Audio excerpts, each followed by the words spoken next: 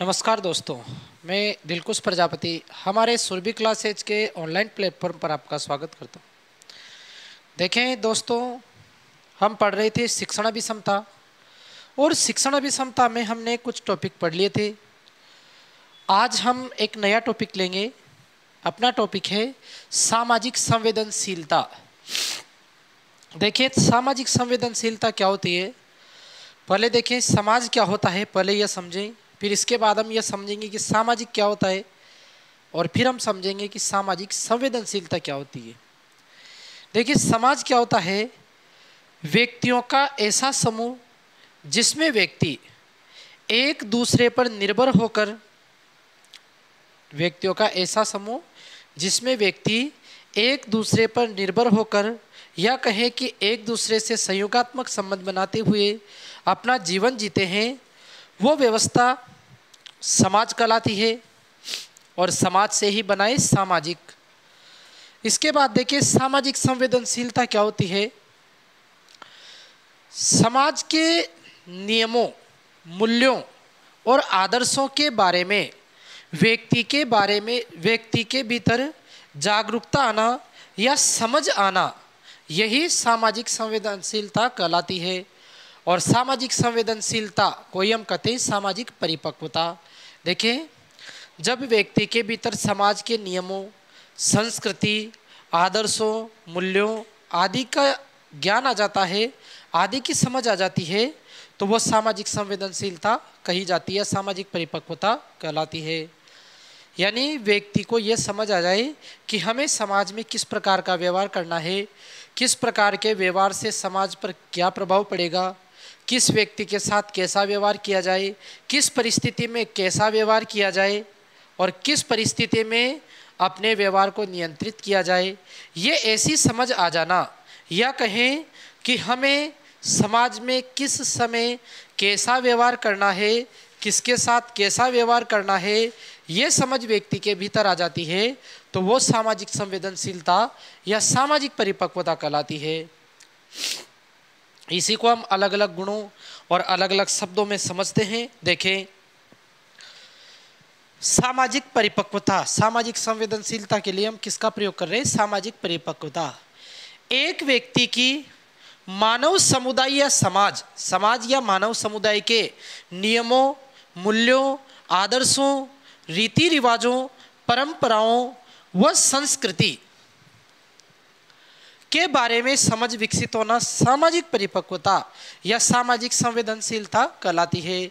यानी व्यक्ति के भीतर हमारा जो मानव समुदाय है या हमारा समाज है, उस समाज के मूल्यों की, नियमों की, आदर्शों की, रीति रिवाजों की, परंपराओं की और संस्कृति की जो समझ विकसित होती है, वो संस्कृति की समझ या नैतिक नियमों की समझ या मूल्यों, आदर्शों की समझ, ये समझ ही क्या कहलाती है, सामाजिक परिपक्वता या सामाजिक संवेदनशीलता।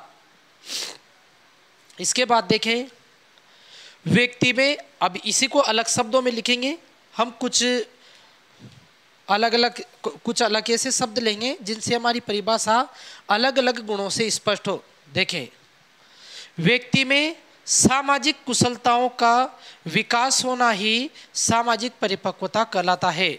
सामाजिक कुशलता यानी समाज में कैसा व्यवहार करना है, उस व्यवहार को करने की कुशलता आ जाए, एक समझ आ जाए, या कहें कि निपुणता आ जाए, तो वही सामाजिक परिपक्वता कहलाती है। जब व्यक्ति समाज की प्रत्येक परिस्थिति में संतुलित व्यवहार करता है, तो यह सामाजिक परिपक्वता को दर्शाती है।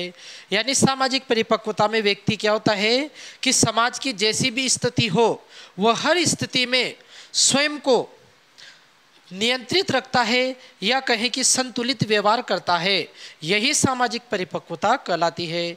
यानी समाज में हर स्थिति में स्वयं को वो संतुलित रखता है। और अलग शब्दों में देखें, व्यक्ति का समाज के साथ उचित समायोजन करना ही सामाजिक परिपक्वता है। यानी व्यक्ति समाज के साथ एक उचित समायोजन करता है, समाज के साथ एक अच्छा समायोजन बैठाकर चलता है, तो वो उसकी सामाजिक परिपक्वता कहलाती है। अब समायोजन क्या होता है, देखें, समायोजन एक ऐसी प्रक्रिया है जिसमें हम प्रत्येक परिस्थिति में स्वयं को नियंत्रित रखते हैं। यानी हमारे सामने जैसी परिस्थिति आती है हम उसी परिस्थिति के अनुरूप ढल जाते हैं और खुद को उसमें एडजस्ट कर लेते हैं। समायोजन को भी कहते हैं इंग्लिश में एडजस्टमेंट। तो वही हम अपने लैंग्वेज में समझते हैं कि एडजस्ट होना, समाज में खुद को एडजस्ट करना, ये तो सामाजिक परिपक्वता दिखाएगी। और समायोजन का व्यापक अर्थ क्या है कि प्रत्येक परिस्थिति में व्यक्ति संतुलित रहे या स्वयं को नियंत्रित रखे या परिस्थितियों के अनुरूप स्वयं को एडजस्ट कर ले, वही समायोजन कहलाता है। और जो व्यक्ति समायोजन नहीं कर पाता तो वो कुसमायोजन कहलाता है। जैसे मान लो कोई लड़की है, शादी होने के बाद पहली बार ससुराल गई, तो ससुराल में एक नया प्रकार का उसे परिवेश मिला। वहाँ के व्यक्ति उससे अलग प्रकार का व्यवहार करते हैं जो उसके घर से बिल्कुल भिन्न है। यदि वो लड़की उस परिवेश में, उस वातावरण में, उस परिवार में स्वयं को ढाल लेती है या वहाँ के परिवेश के अनुरूप स्वयं में परिवर्तन कर लेती है या स्वयं को नियंत्रित रखती है, संतुलित रखती है, तो हम कहेंगे कि इसने क्या कर लिया, समायोजन कर लिया। और यदि वो वहाँ एडजस्ट नहीं हो पाती है, उसकी वहाँ पे लड़ाई होती रहती है, झगड़े होते रहते हैं, विचारधाराओं की लड़ाई रहती है, वो परेशान रहती है, तो फिर हम कहेंगे कि वो किसकी शिकार हो गई, कुसमायोजन की शिकार हो गई। तो यही समायोजन और कुसमायोजन। देखिए, समायोजन एक ऐसी मानसिक प्रक्रिया है जिसमें व्यक्ति विभिन्न परिस्थितियों के साथ, समायोजन एक ऐसी प्रक्रिया है जिसमें व्यक्ति क्या करता है, विभिन्न परिस्थितियों के साथ सामंजस्य बैठाते हुए, यानी जैसी भी परिस्थिति आती है अलग अलग व्यक्ति उन परिस्थितियों के साथ क्या बैठा लेता है, सामंजस्य बैठा लेता है। सामंजस्य बनाते हुए स्वयं को नियंत्रित रखता है। यानी ये एक ऐसी प्रक्रिया है, एक ऐसी मानसिक प्रक्रिया है जिसमें व्यक्ति विभिन्न परिस्थितियों के साथ सामंजस्य बैठाते हुए स्वयं को नियंत्रित रखता है। अर्थात यह एक गतिशील प्रक्रिया है। गतिशील प्रक्रिया क्यों कर रहे हैं, क्योंकि अलग अलग परिस्थितियों में व्यक्ति स्वयं को अलग अलग प्रकार से ढालता है या अलग अलग परिस्थितियों के साथ अलग अलग वह एडजस्टमेंट लेकर चलता है। तो यह एक कैसी प्रक्रिया है, एक गतिशील प्रक्रिया है जिसमें व्यक्ति अलग अलग प्रकार के व्यवहार करता है। जिस प्रकार के व्यक्तियों में जाता है उसी प्रकार का व्यवहार या उसी के अनुरूप ढल जाता है। इसके बाद देखें कुसमायोजन। जब व्यक्ति समायोजन नहीं कर पाता तो उसे कुसमायोजन कहते हैं। कुसमायोजन क्या, जब व्यक्ति समायोजन नहीं कर पाता तो समायोजन का विपरीत यानी कुसमायोजन हो जाता है। तो यही हम लेके चल रहे हैं सामाजिक संवेदनशीलता या सामाजिक परिपक्वता। देखें, दोबारा देखें, एक बार फिर चर्चा करते हैं। यदि व्यक्ति के भीतर समाज के नियमों, मूल्यों, आदर्शों, रीति रिवाजों, परंपराओं और संस्कृति के बारे में समझ विकसित हो जाती है तो वो सामाजिक संवेदनशीलता है। यानी हमारे समाज के नैतिक नियम, रीति रिवाज क्या है, संस्कृति क्या है, नियम क्या है, मूल्य क्या है, उनकी जानकारी हो गई और उन्हीं के अनुरूप स्वयं व्यवहार कर रहा है तो वह सामाजिक परिपक्वता या संवेदनशीलता है। इसके बाद देखें, व्यक्ति में सामाजिक कुशलताओं का विकास होना ही सामाजिक परिपक्वता है। सामाजिक कुशलताओं यानी समाज में किस प्रकार व्यवहार करना है, उसके भीतर कुशलता आ गई, समाज के साथ व्यवहार करने की निपुणता आ गई, उसके भीतर ये गुण आ गया तो ये उसकी सामाजिक परिपक्वता है। इसके बाद देखें, जब व्यक्ति समाज के प्रत्येक परिस्थिति में संतुलित व्यवहार करता है तो यह सामाजिक परिपक्वता को दर्शाता है। यानी व्यक्ति समाज में कैसी भी परिस्थिति हो एक संतुलित व्यवहार करता है, एक नियंत्रित व्यवहार करता है तो यह उसकी सामाजिक परिपक्वता को दर्शाता है। फिर अलग शब्दों में समझें, व्यक्ति का समाज के साथ उचित समायोजन करना ही सामाजिक परिपक्वता है। यानी समाज के साथ उचित समायोजन करता है व्यक्ति। जिस प्रकार के व्यक्ति होते हैं या जिस प्रकार का परिवेश होता है स्वयं उसके अनुरूप ढल जाता है तो यह उसका समायोजन कहलाता है। और समाज के साथ समायोजन करना सामाजिक परिपक्वता है। फिर देखिए समायोजन क्या है। समायोजन एक ऐसी मानसिक प्रक्रिया है जिसमें व्यक्ति विभिन्न परिस्थितियों के साथ सामंजस्य बनाते हुए स्वयं को नियंत्रित रखता है, अर्थात यह एक गतिशील प्रक्रिया है। समायोजन कैसी प्रक्रिया है? गतिशील प्रक्रिया है। फिर हमने पढ़ा कि जब व्यक्ति समायोजन नहीं कर पाता तो उसे क्या कहते हैं? कुसमायोजन। तो आप पहले इनको कंप्लीट करें, फिर आगे भी लेते हैं।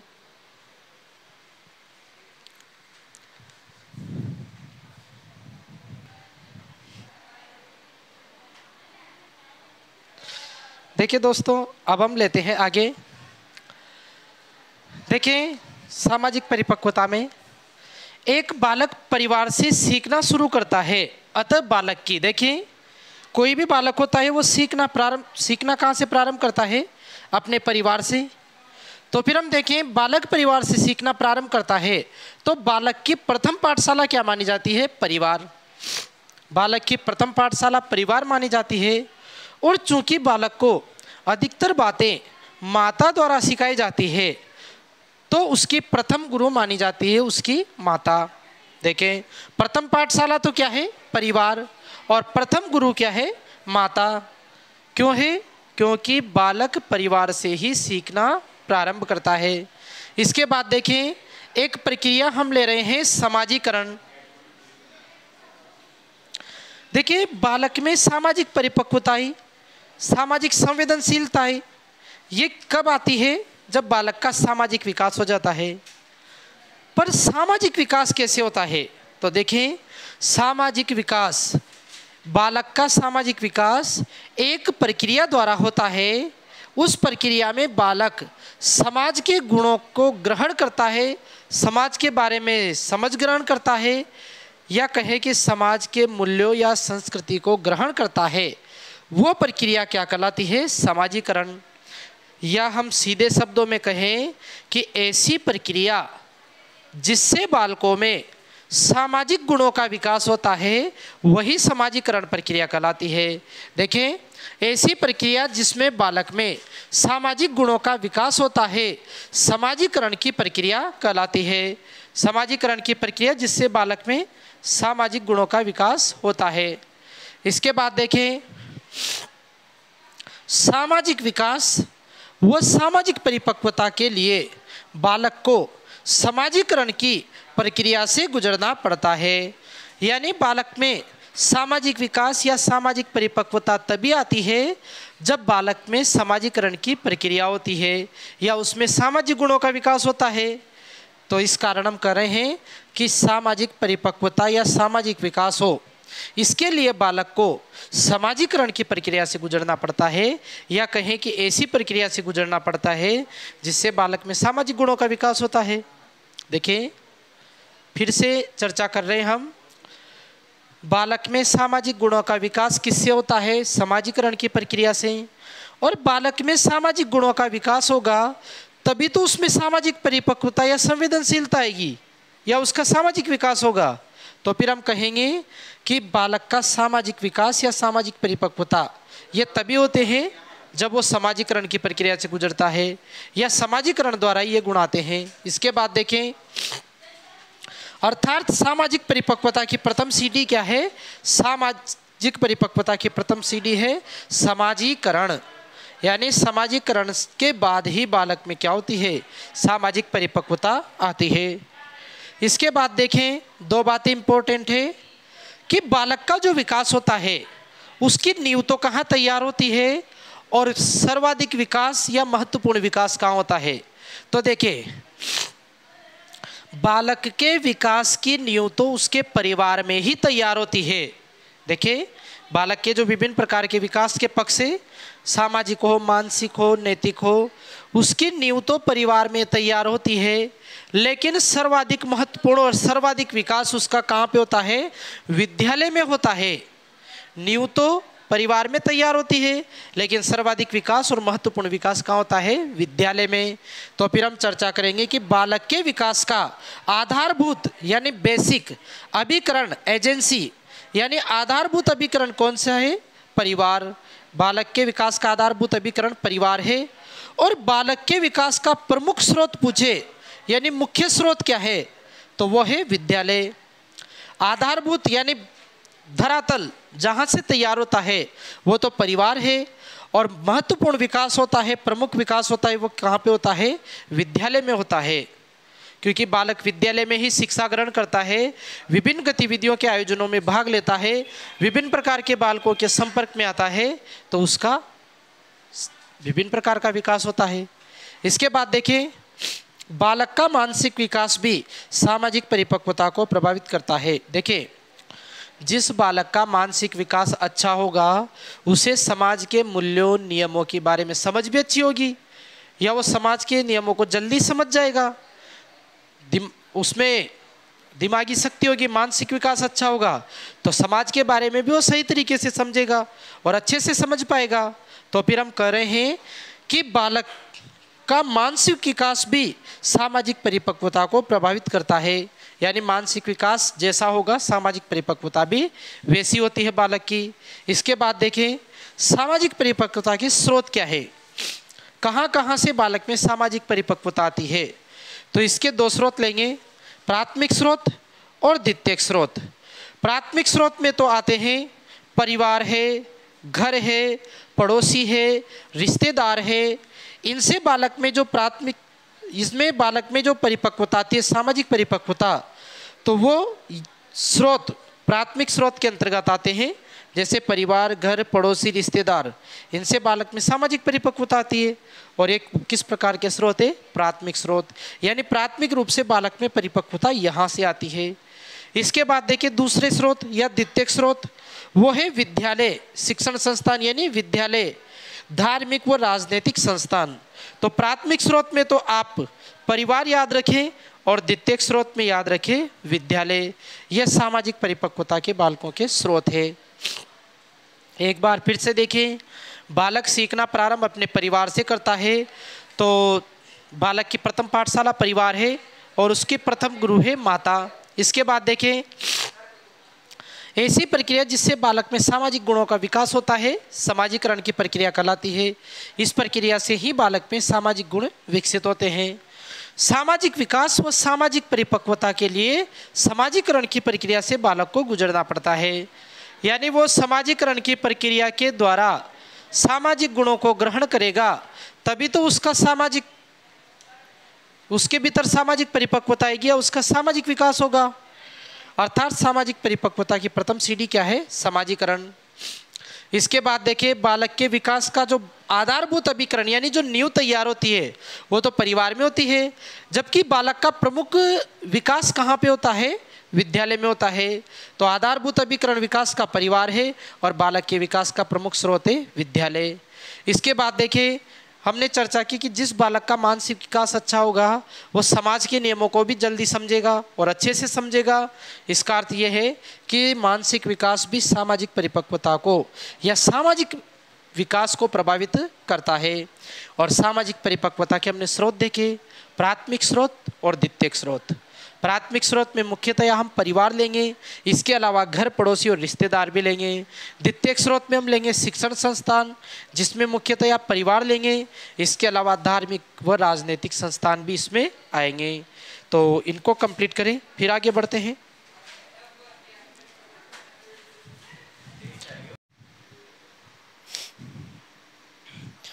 देखिए दोस्तों, अब हम लेते हैं सामाजिक परिपक्वता में शिक्षक की भूमिका, यानी बालकों का सामाजिक परिपक्वता, बालकों के सामाजिक विकास में या उनकी सामाजिक परिपक्वता में शिक्षक क्या क्या प्रयास कर सकता है, इसकी हम चर्चा करेंगे। देखें, सबसे पहला प्रयास हम ले रहे हैं खेलों का आयोजन, यानी सामाजिक परिपक्वता के विकास के लिए, बालकों के सामाजिक परिपक्वता के विकास के लिए खेलों का आयोजन करना चाहिए। खेलों में क्या होता है? बालक एक साथ मिलकर खेलते हैं तो उनमें आपस की सहयोग की भावना विकसित होती है, या कहें कि उनमें सामाजिक संबंधों में प्रगाढ़ता आती है, क्योंकि बालक एक साथ खेलेंगे तो उनमें सामाजिक संबंधों की समझ आती है। इसके बाद देखिए, विद्यालय में विभिन्न कार्यक्रमों का आयोजन। विद्यालय में जब विभिन्न प्रकार के कार्यक्रम आयोजित होते हैं तो उन कार्यक्रमों में भी बालक भाग लेते हैं और उनमें भी बालक मिलकर कार्य करते हैं, मिलकर भाग लेते हैं, एक दूसरे से जुड़ते हैं तथा कार्यक्रमों से उनमें सांस्कृतिक भावना का विकास होता है। तो उससे भी बालक की सामाजिक परिपक्वता विकसित होती है, सामाजिक परिपक्वता आती है। इसके अलावा एनसीसी, एनएसएस, एनसीसी ये शारीरिक प्रशिक्षण से संबंधित है। एनएसएस इसमें समाज से संबंधित चीज़ें बताई जाती है, सामाजिक विकास में सहायक होता है। इन कैंपों का भी आयोजन शिक्षक द्वारा करना चाहिए, जिससे बालक में सामाजिक परिपक्वता आएगी। इसके बाद देखें, समाज में व्याप्त बुराइयों को खत्म करने का प्रयास करना चाहिए। अध्यापक को क्या करना चाहिए? समाज में व्याप्त बुराइयों को खत्म करने का प्रयास करना चाहिए। वह विद्यार्थियों को भी ऐसी शिक्षा देनी चाहिए कि वह समाज में जो बुराइयां व्याप्त है उनको दूर करने में प्रयास करे। तो इससे भी बालक में सामाजिक परिपक्वता आएगी, क्योंकि सामाजिक बुराइयां दूर होगी या सामाजिक बुराइयां दूर करने की उनमें चेतना आएगी, तो उनमें समाज के प्रति सजगता आएगी और उनकी सामाजिक परिपक्वता विकसित होगी। इसके बाद देखें, विद्यार्थियों के सामने स्वयं को एक आदर्श के रूप में प्रस्तुत करना चाहिए। यानी अध्यापक को चाहिए कि विद्यार्थियों के सामने स्वयं को एक आदर्श के रूप में प्रस्तुत करे, यानी एक ऐसे व्यक्ति के रूप में प्रस्तुत करे जिसका अनुकरण बालक कर सके और अनुकरण करके वो सामाजिक संबंधों को समझ सके। यानी अध्यापक को भी अच्छे सामाजिक संबंधों का प्रदर्शन करना चाहिए, ताकि विद्यार्थी उनका अनुकरण करके स्वयं भी अच्छे सामाजिक संबंध बनाए। तो स्वयं को इस प्रकार प्रस्तुत करें कि विद्यार्थी उसका अनुकरण करके अच्छा सीख सकें या उनका सामाजिक विकास कर सकें, या कहें कि उनकी सामाजिक परिपक्वता विकसित हो। इसके बाद देखें, समाजीकरण का प्रशिक्षण कैसे दिया जाता है? ये तो शिक्षक की भूमिका है।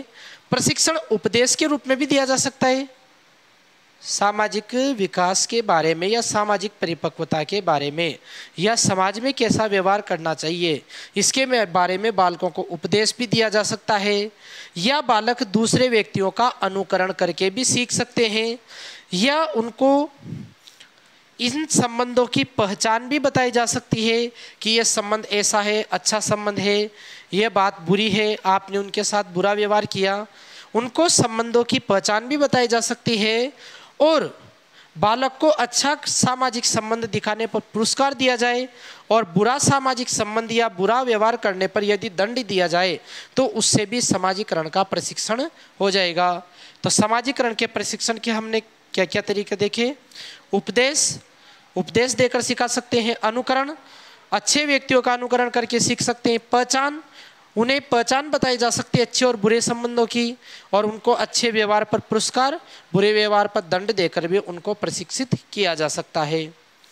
इसके बाद देखें, एकल परिवार की अपेक्षा संयुक्त परिवार में समाजीकरण की प्रक्रिया तीव्र होती है। देखिए, एकल जो परिवार होते हैं उनमें तो केवल बच्चों के लिए माता पिता होते हैं, जो बड़े व्यक्ति होते हैं माता पिता ही होते हैं। जिनमें भी माता पिता व्यस्त रहते हैं तो उनका सामाजिक विकास अच्छे तरीके से नहीं हो पाता। जबकि बालक संयुक्त परिवार में रहता है तो उसके सामने उस अलग अलग सदस्य आते हैं, माता पिता के अलावा दादा दादी या चाचा चाची या बुआ, तो अलग अलग सदस्यों से वो सामाजिक व्यवहार देखता है या उनके साथ व्यवहार करता है, स्वयं भी व्यवहार करता है और परिवार के सदस्यों का व्यवहार भी देखता है। तो उस व्यवहार को देख के भी वो समाज के बारे में सीखता है कि किसके साथ कैसा व्यवहार करना चाहिए, ये समझ आती है। यानी एकल परिवार की अपेक्षा संयुक्त परिवार में समाजीकरण की प्रक्रिया क्या होती है? तीव्र होती है। इसके अलावा देखें, अच्छे व्यक्तियों के अनुकरण व संगति से बालकों का सामाजिक विकास भी अच्छा होता है। यानी बालक अच्छे व्यक्तियों का अनुकरण करे, अच्छे व्यक्तियों की संगति में रहे, तो इससे भी बालक का सामाजिक विकास अच्छा होगा, क्योंकि अच्छे व्यक्तियों को देखकर सीखेगा।